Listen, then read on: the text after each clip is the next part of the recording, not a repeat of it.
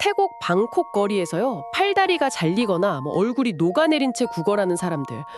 저도 처음엔 그냥 도시 괴담 같은 건 줄 알았거든요.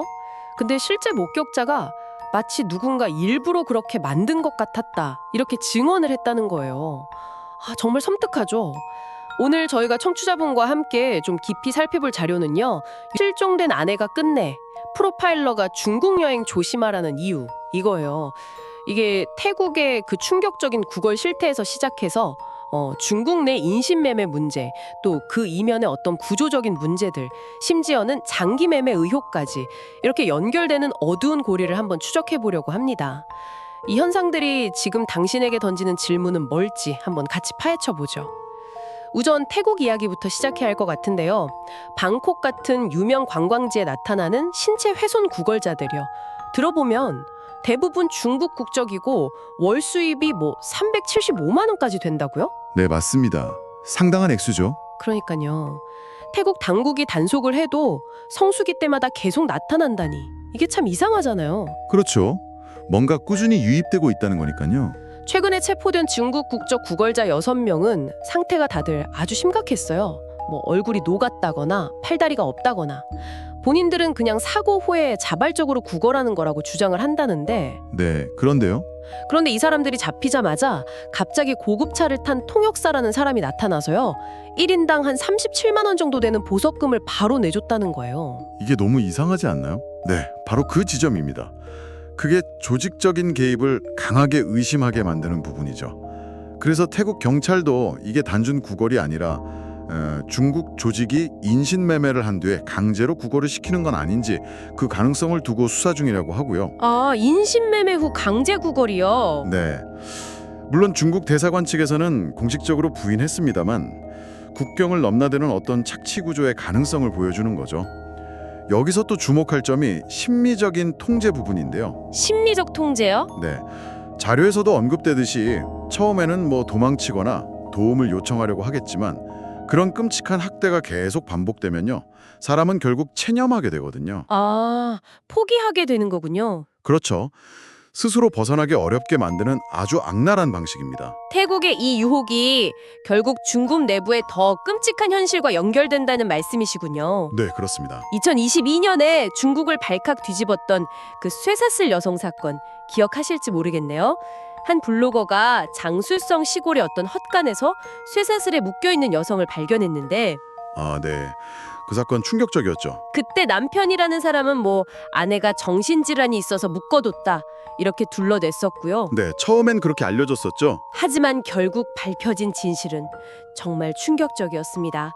그 여성이 원래 윈난성 출신인데 무려 3번이나 인신매매를 당해서 지금의 남편에게 팔려왔다는 거였죠. 3번이나요? 네, 그리고 8명의 아이를 강제로 낳아야 했고요. 2017년부터 조현병 증세를 보이니까 남편이 그때부터 5년 동안이나 쇠사슬로 묶어서 감금했던 거더라고요. 아, 5년 동안이나? 정말 끔찍하네요. 이 사건이 사실 중국 농촌 지역에 만연한 소위 말하는 노예 홀이나 약탈혼 문제를 수면 위로 드러낸 계기가 됐습니다. 노예혼, 약탈혼요? 네, 이게 단순히 그냥 한 개인의 일탈로 볼 문제가 아니고요. 훨씬 더 깊은 구조적인 문제랑 연결되어 있거든요. 수십 년간 이어진 그 한자녀 정책, 그리고 뿌리 깊은 남아선호 사상 때문에 중국의 성비 불균형이 정말 심각한 수준이잖아요. 아, 그렇죠. 남자가 훨씬 많다고 들었어요. 바로 그겁니다. 그 극심한 성비 불균형이 결국에는 여성 인신매매가 이렇게 기승을 부릴 수 있는 어떤 토양을 제공해버린 셈이죠.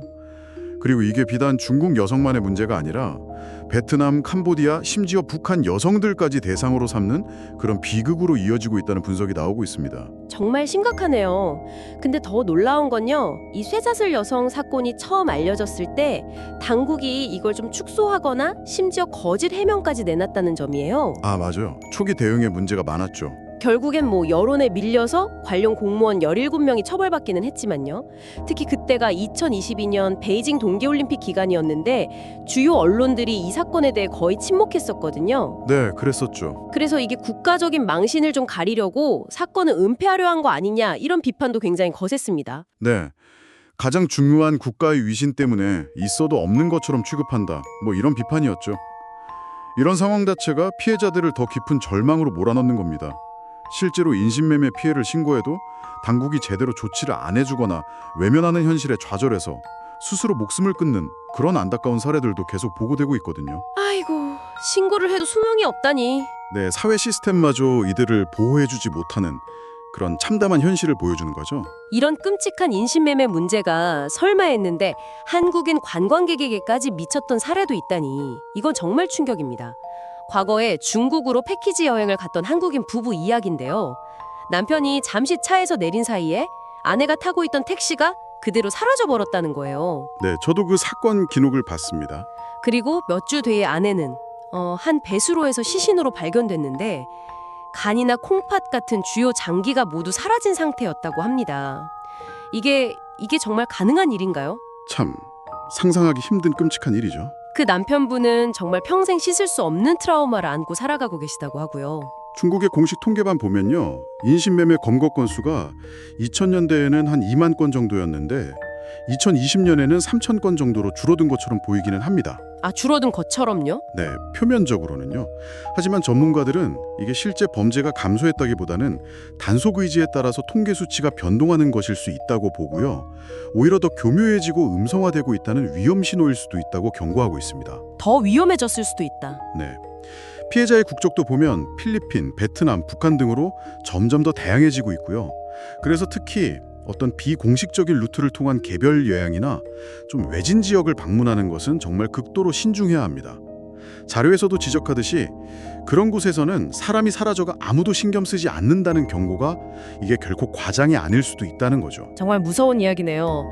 오늘 저희가 살펴본 이 자료들은 태국의 거리에서 시작해서 중국의 깊은 구조적 문제, 그리고 국경을 넘어서 한국인 피해와 장기 매매라는 정말 끔찍한 의혹까지 아주 어둡고 복잡하게 얽혀있는 현실을 보여줬습니다. 이 이야기들이 청취자분께는 어떻게 다가오시나요?